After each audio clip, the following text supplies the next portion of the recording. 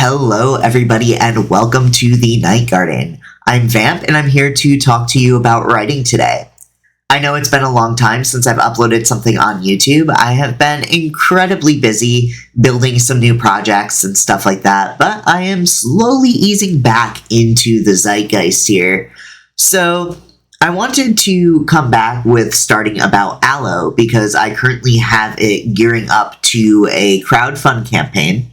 So let's launch right into that. So what is Aloe?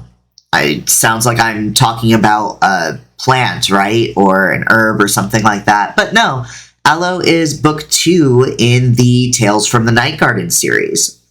So book 1, if you'll remember from last year, is Lemon Balm that released on Halloween in 2025. And Aloe is book 2. It is about standing up for what you believe in, even if you think you're on the losing side or think that there is not really any help out there. So, what is the point of this backer kit? The main reason for this campaign is so that I can pay for editing services for the book and make sure that it's professionally edited before I release it to everyone to read. This is also to show me that there is actually interest in continuing the story, that people want to continue reading about Acanthus and Cypress and have their next leg of the adventure coming out. Last year, when I ran the BackerKit campaign, I had said that we were aiming for 5 books. Things have changed with rewrites and things like that. Auden has stepped away from the project for now. And it is looking more like this is going to be a trilogy. So this is the second of 3, and Lavender will be the third. I really do want to finish the series regardless of whether or not we finish this campaign, but crowdfunding allows me to share the books quicker with people. All the books were originally already written in their original form. They've been going through some rewrites, and the final rewrite is currently 90% finished for Aloe. It will be finished by the end of May and with beta readers while the backer kit is going. The timeline for the edits is that the book will be with my editor July 1st and be sitting with them through July, probably into the first week or so of August, and then I will be editing through August and September with a release date sometime in mid-October. So the BackerKit campaign is going to get the book first. I'm aiming for a release date of October 23rd and a release date for backers on October 2nd. Obviously, this may shift around with other people's timelines and with editing structures, seeing how much things need to change in the draft and all of that fun stuff. But that is my rough timeline, and the goal is to hit the 23rd. Aloe picks up where Lemon Balm left off. So there's a little bit of a summary of the end of Lemon Balm at the start of Aloe, but I'm going to read the first chapter for you. If this is something that catches your eye, then consider backing the backer kit and giving the books a read. So Lemon Balm is out wherever you can find it. It's published wide. So without further ado, let me get into reading this chapter for you. That time the navigator called. Acanthus. The hollow silence surrounding us in the empty forest left my ears ringing. The sun was diffused through a firm wall of overcast sky. The mid-morning skewed cool and blue. With the somber tone of the backdrop, it almost felt wrong to have the flame of hope burgeoning in my heart. We were drowning in death. I suppose it's time to stop wallowing and come up with a plan. Cypress reached for my hand, squeezing it. Yeah, I think I've had enough wallowing to get me through the century. I laughed at the joke, tilting my head to be on his shoulder. Cypress took in a short breath before they broke the silence. Excuse my language, Acanthus, they said, their voice low and careful, but I'm pretty fucking tired of being in the dark. And I'm even more fucking tired of Nakane and her pack chasing us. I'm not going to run anymore, and neither should you. I want to know about the Night Garden and how to fight back against this insane wolf. I pounded my fist into my palm with a decisive nod, assured. Okay, I may not be able to teach you how to be a wolf, but I can teach you about the garden. We should get going, Cypress, but once we're in safer halls, I will teach you. He reached for the bags. No more running? Responsibility is something that I have run from for a very, very long time. And yet, I consider myself a responsible being. I'd like to believe that I'm someone who, in the past, has done great things in the name of responsibility. And perhaps my running from it comes from a spine that splintered like dead wood under the crushing weight of it. No more running, I confirmed. I'd forgotten why I've been fighting for so long. You've reminded me. It's not about me, it's about things that are bigger. Cypress nodded. Wolfback or by foot, Acanthus? I blinked, giving them a pleased little smile. They cocked their head. What? They had grown so much from the scared, lost pup that showed up on my doorstep 3 months ago. The garden was the burden I chose to shoulder, whether through guilt or to honor painful memories. There are no such things as chosen ones, dear readers, only those that do and those that do not. I had the responsibility to the people around me to protect them from the enemies that were snapping at them to reach my throat. To relate the situation to a game of chess, Nakane still had us in check. But I was wrong about being in checkmate. If I was king, then the Night Garden was queen, and perhaps I'd move my pawns back to reclaim it. If this was a war, then I was going to start fighting like I was in one. I reached to take the bags from Cypress. Up for a run, pup? They grinned. I think I would have yelled at you if you didn't ask. I cannot pretend that I was in the best mindset in the wake of our defeat. It goes without saying that I am a tired being, full of fragility and broken pieces. Somehow, through the numbness of giving up, my wolf showed me a way to keep moving forward. And so, losing our war of attrition at the second hideout was only the beginning. Nakane was sending all of her resources after Cypress and me, which was more a targeted attack to exterminate than a declaration of war. We needed time to make a plan and regroup with more capable people. We'd missed Nakane's hunters by a narrow margin at the church, and it made me nauseous if I focused on it. Retreating back to the Yellow Rose meant that those close to me would potentially get hurt. I didn't want to mobilize unless my friends fully knew the risks, but I had gotten us into an inescapable situation unless I decided to completely extract myself from the equation and leave everything behind. I don't think that I was willing to do that anymore. I know far more burdens than most should have to handle. The double-edged sword of putting others before yourself. I know the bitter sting of taking a wound to allow another to escape. The festering of betrayal. The soft, subtle ache of deceit. The hollowness caused by leaving behind your loved ones to protect them from an unseen threat.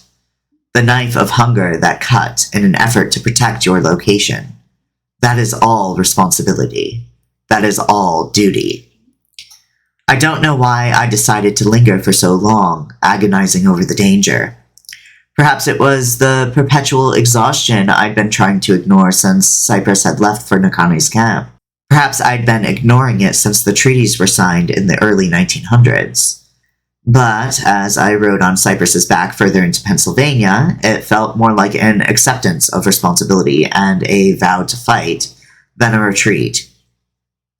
For the first time in weeks, I felt light. I was looking forward to our next steps and taking back control of my adventures. We would stop this war against me and the last remaining vampires. Really, the circumstances that had arisen in our scattered flight from the hideout were not yet a war. I still had time to turn this around. And this time, I knew I wouldn't give up. I knew I wouldn't back down. After all, I had Cypress by my side. We were quiet on our way to the Yellow Rose bed and breakfast. The stylish Queen Anne was the heart of the Night Garden. Most of the paths out of the Eastern Territory converged there. If the yellow rose was the heart, then the monastery in Wisconsin was the brain of the operation. If this turned into a war, then I'd need the support of the strategists in the garden to help me. I tried so hard to get us to the monastery, but the ifs didn't matter any longer. I'd failed. So, unable to reach the monastery, the yellow rose offered us temporary reprieve. It gave me food and access to our resources. From there, we could connect with allies, reevaluate our options, and if it came down to it, mount a defense to the impending conflict. Cypress ran at a steady pace through the Pennsylvania woods. Rain drove down from the sky in torrents, the ground slick as he rocketed through the trees. Even with the pup's speed, the movement was slower than we'd like in the slippery rain. His paws slapped through the mud in repeated sloshy pops. At least the weather would hide our scents and make it easier to cover our tracks. I welcomed the cool stickiness of the cloak clinging to my skin, though the bags rubbed and my skin itched where the polyester sat. The sun slowly ate at my exposed skin, even with the cloud cover. Nausea clung to my throat in a sticky, unpleasant weight. My hope may be rekindled, but I was still dealing with the after effects of frenzying and was near catatonic in the daylight. Still, as Cypress ran between the trees, I had been pulsing my powers behind us. All I could do to help right now was to cover our tracks. Each pulse of my powers righted any broken branches or underbrush. I cannot wait until we get back to the Yellow Rose, I thought. Azalea would have some insight where I am blind. I may not know how to avoid Nakane's newfangled weapons, surveillance, and technology, but Azalea had been running the garden through the inception of such inventions. She'd know how to defend against something that felt omniscient. Where I had once taught her the ways of the garden, perhaps she could now teach me. Speaking of technology, the near-silent vibration of the cell phone reverberated against the small of my back through the padding of the red and black backpack. I lifted the infernal contraption from the pouch with my powers, pulling it beneath the hood of my cloak in order to answer. I didn't bother to look at the screen. "Sweetbriar Gardens," I murmured into the receiver. A flurry of French rattled off before I could process the words. I had been expecting English, and it had been quite some time since French was spoken to me, even longer since I heard the voice on the other line. My brain short-circuited, and the world paused around me as my breath stalled in my lungs. "Corbin?" I gasped. Only after I'd spoken did I realize my error. I'd said his name rather than the code. The all-important code that we had so painstakingly crafted centuries ago. Fuck. "Apologies, I must have misheard. Is this the Navigator Nursery?" Yes. Sorry, I lost myself a moment. I'm shocked you answered at this time of day. What's happened? Are your briar roses well?" His quavering tone made my heart twist and tears spring to my eyes. Corbin. My Corbin. I had not spoken to him aloud in... How long had it been? I sniffled, my breath hitched in my throat as I made a wounded, strangled noise. When I spoke, my voice was rasping and gritty in its strain. "Oh, mon Dieu, I've missed you so much. So much has happened, I cannot believe. How are you? Are you well? Oh, mon Dieu, your voice." I babbled, clinging to Cypress. He slowed to a walk, panting. I need a rest, they thought, their mind full of fog. It's a lot harder to run with you on my back. I nodded, signaling I heard, but in all honesty, I was grateful for the interruption. It pulled me from my shock and brought me back to reality. Apologies, I am out of sorts.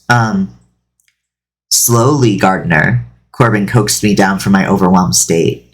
I took a deep breath as Cypress flopped beneath the tree, the canopy shielding us from the rain and diffused sunlight.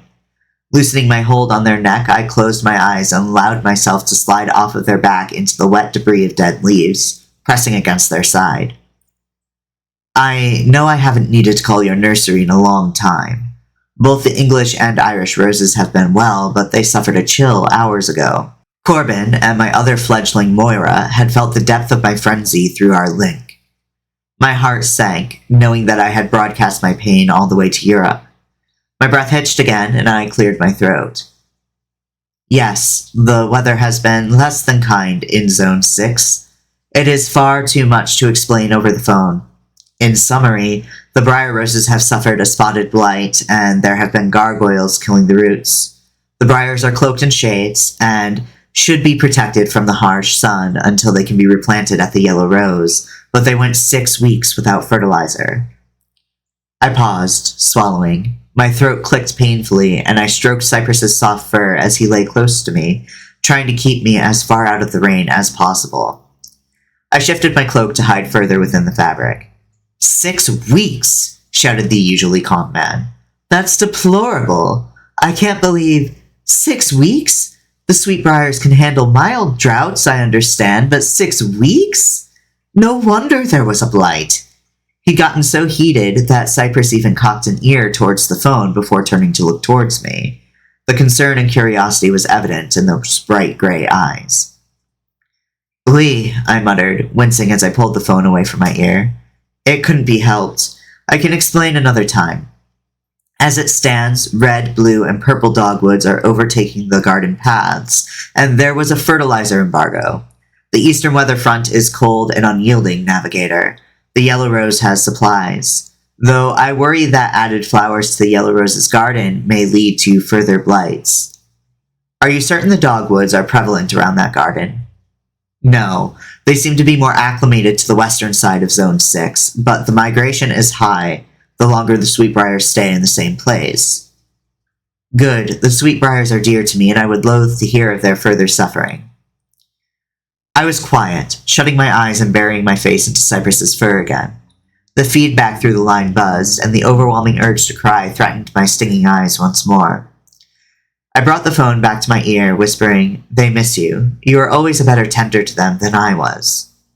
A sudden thought rocketed through my mind, and I snapped back to full alert. I could gather my friends. "Do you think your nursery may be willing to come to a grove in the States? I know the Irish roses are not in bloom this time of year, but if you can think of any others." "Which? The yellow rose? How soon?"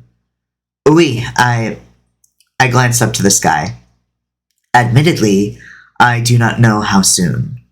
I know the dogwoods will overtake in only a matter of time, and I am not certain how to beat them back. I need an experienced gardener's hands, because trimming the overgrowth has proven to be too great a task for me alone." "One moment," Corbin replied. I could hear a shuffling of pages, but then the line went silent. When it was quiet for far too long, I hesitantly muttered, hello?" "Still checking on things, ma fleur. I can make it there in roughly 2 days. An 8-hour flight is going to be quite hellish, but worth it to finally see my rose again after so long."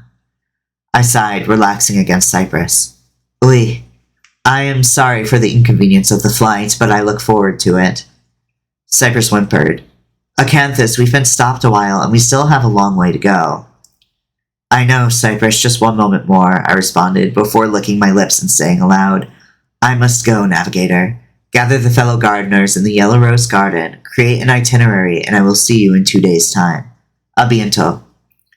"Je t'aime," Corbin replied, and the line went dead. I sat unmoving, the phone still held up to my ear. "I love you," he said. "Je t'aime." It had been a long time since I had heard those words. I gave a long, low sigh, burying my face in Cypress's side. They let out a rumbly sound that resembled a laugh. "Going to sleep?" "No," I murmured through our link. I was exhausted. The persistent throb in my forehead refused to cease, and I knew that it was in part from the emotional phone call. The headache was exacerbated by the intense prickling of the sunlight against my skin, but we didn't have many options. I adjusted my cloak to further hide from the light, and Cypress huffed beside me. Their concern rolled off of them in waves, and I shook my head. "What is it, Cypress?" I asked aloud, my voice a reedy, dead thing that had lost all of the animation and energy from the phone call. "I'm worried about you," they replied, whimpering and huffing again, "and we don't have the time to keep laying here." "Then let me back on your back. We can take off if you're rested enough." Cypress didn't answer, but the look in his eyes made me squirm when he stood. Too tired to physically move, I used my powers to float out of the dirty confetti of decaying leaves and settled onto his back. "Hey, Acanthus." "What is it, pup?" Cypress held still as I wrapped my arms around his neck and then started off in a slow trot. I thought you weren't supposed to use names over the phone. I didn't hear the whole conversation and I didn't understand all of the code, but Corbin sounded upset, and so did you. I winced. For all of the unobservant energy this creature possessed, he was being incredibly astute. I took my time floating the phone back into its pouch before I answered. Of course I am upset, Cypress. Just because I've decided to continue our fight does not mean that I am magically happy or healed after the effects of the frenzy, I muttered. The rain had me soaked through, and the persistent needling sensation wasn't helping my mindset as the fabrics of my clothing clung to my damaged skin. I currently feel like my skin is on fire, I'm being hunted by a minimum of 20 wolves, and you're in abject danger because of it.